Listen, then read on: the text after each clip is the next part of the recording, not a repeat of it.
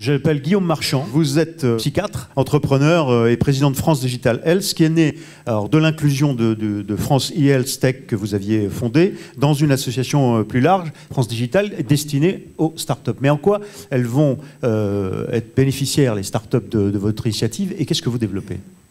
Alors, bonjour à toutes et à tous, merci pour l'invitation. Finalement, le rapprochement entre France eHealth Tech et France Digital, il est assez rationnel, vous le voyez dans la presse tous les jours, ça a été évoqué sur la première table ronde, la santé va vers la tech et la tech va vers la santé. Donc chez France eHealth Tech, on avait un savoir-faire santé qui était fort depuis 3 ans, on avait peu développé les aspects tech, et à l'inverse, France Digital, 1300 startups, 200 fonds d'investissement, une centaine de relais hors de France, avait un ancrage tech extrêmement fort, et il nous semblait assez synergique de pouvoir s'associer, d'autant plus que nous, on était une association de bénévoles, et eux sont un outil puissant avec des permanents, pour répondre à nos ambitions. Alors du coup, pour répondre à votre question, quelles ambitions? Alors, les ambitions, on les a pas dessinées nous, en fait. On est allé voir à peu près une centaine de startups qui ont déjà répondu. On en a identifié à peu près 300, c'est pas à peu près, c'est précis, 313 startups du e-health en France. Une centaine ont déjà répondu, et je vous donne en avant-première, on fera un communiqué de presse sur les résultats plus détaillés, mais leurs besoins principaux. Alors, à peu près 3/4, 75%, voudraient des contacts plus qualifiés chez leurs clients et partenaires potentiels. On sait dire qu'il y en a 25% qui n'ont pas besoin d'argent en plus, je les félicite. Donc ça, c'est le premier point. Le deuxième point, à peu près 55% d'entre elles considèrent, parfois à tort, on y reviendra après, mais qu'elles n'ont pas un bon accès au pouvoir public, à l'administration, aux gens qui vont dicter les règles du jeu, qui vont ensuite réguler notre marché.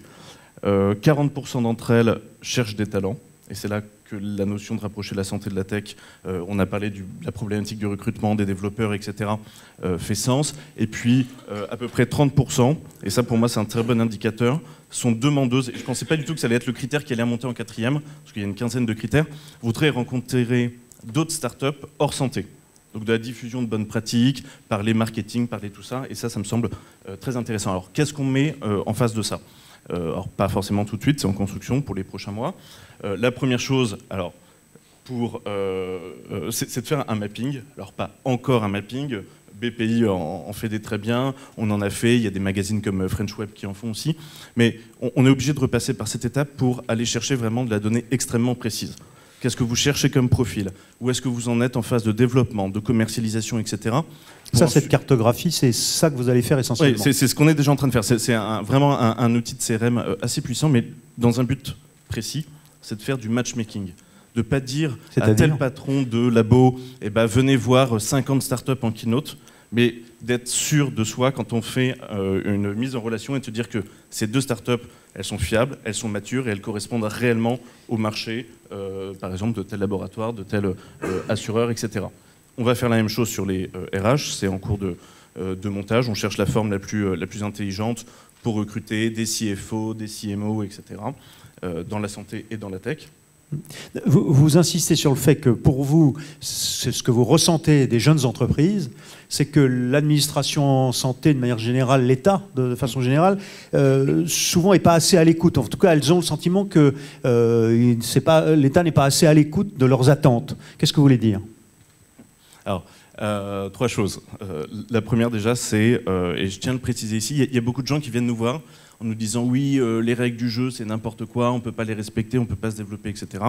On ne sera pas une fédération pour dire que les startups ne doivent pas appliquer les mêmes règles du jeu que les entreprises plus matures ou plus historiques. Non mais il me semble que ça soit important que ce soit dit. On s'est déjà rapproché de quelques-uns des acteurs de la puissance publique pour faire un travail probablement de clarification des règles du jeu.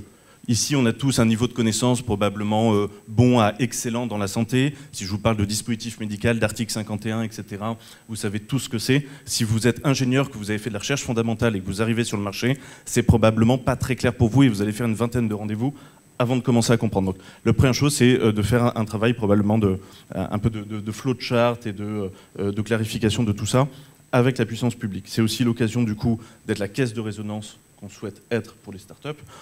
L'idée, c'est de pouvoir solliciter de manière extrêmement réactive l'ensemble de nos membres pour qu'ils puissent faire remonter des besoins extrêmement concrets sur, par exemple, les schémas d'urbanisation qui sont faits dans Ma Santé 2022.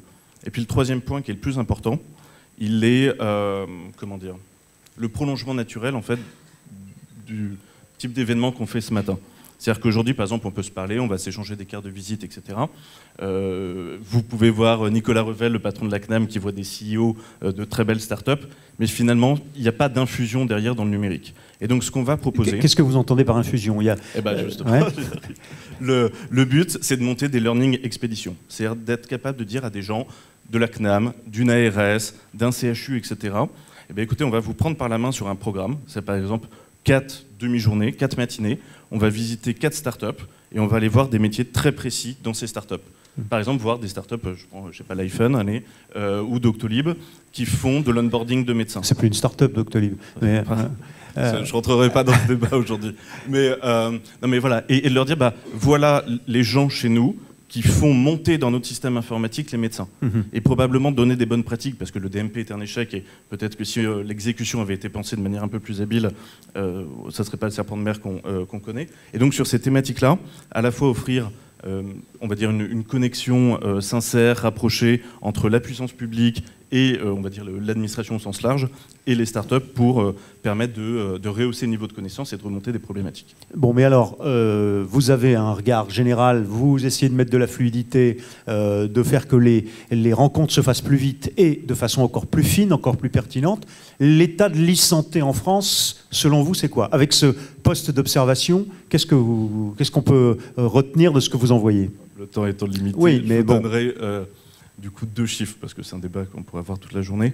Il y a 5 ans, ouais, ça doit être ça, à peu près 5 ans, les chiffres sont approximatifs, à 1 ou 2% près, vous m'en voudrez pas, c'était 12% des startups parlaient aux professionnels de santé et 7% dealaient des offres avec les établissements de santé. Aujourd'hui, c'est respectivement, dans le sondage qu'on a fait, 39 et 42%. Donc on voit bien que le marché s'est totalement tourné vers les professionnels, vers l'intégration en milieu hospitalier et même en milieu libéral dans le parcours de soins. Mais c'est un indicateur extrêmement intéressant, c'est-à-dire qu'aujourd'hui, faire l'application stand-alone qui est financée en marque blanche ou par la pub d'un labo ou d'une assurance, c'est plus du tout le business model et l'offre de l'e-santé. On rentre vraiment dans un nouveau cycle. Alors il y a eu l'article 51, il y a eu le programme Étape pour la télémédecine, il y a le Health Data Hub qui arrive, etc. Et alors, on voit aussi des levées de fonds, puisqu'on parlait de Doctolib, de plus en plus importantes, qui sont souvent d'ailleurs aussi financés par des acteurs de la tech et pas forcément de la biotech. Il y a une réflexion à avoir, je pense, dans le milieu financier sur ces sujets. Mais donc voilà. Bon, il y a une petite demande quand même. Allez-y. On reste toujours en demande d'interopérabilité forte. Je pense que tout le monde en parle et qu'il serait temps. On l'a vu. On commence à passer. C'est sous-jacent de tout le débat, de tout le colloque. Mais une dernière question. Tout simplement, comment est-ce qu'on rejoint cette vision stratégique que vous développez et ces outils que vous êtes en train de mettre en place? C'est passionnant, et quand on a envie d'intégrer France Digital Health, on fait comment? C'est l'instant publicitaire. Voilà, allez-y. Un peu d'autopromo. francedigital-health.org. Ça vous coûte 200 € par an si vous êtes une start-up. Vous avez 6 mois offerts en plus en ce moment. 50 événements gratuits, plein d'offres de partenaires. Mais je donne un petit point de vigilance. Je reçois beaucoup d'adhésions avec le bureau en ce moment, de gens qui sont des cabinets de conseil et qui rentrent comme des startups. Si vous vendez du jour homme, c'est-à-dire si vous ne vendez pas un logiciel ou un produit avec un abonnement ou un prix prédéfini, vous n'êtes pas une start-up. Vous faites du conseil. C'est pas une honte. Tout le monde ne doit pas être une start-up. Mais je pense que le mot a été beaucoup trop galvaudé. Il y a même des gens qui plaident « je ne suis pas une start-up ». Et voilà, qu'il faut rappeler qu'une start-up, elle vit ou elle meurt de son offre. Et c'est pas de la cybersécurité, c'est de la policy-sécurité. Vous repérez tout de suite ceux qui ne sont pas des startups, c'est ça que vous êtes en train de nous dire. Merci Guillaume Marchand pour France Digital Health.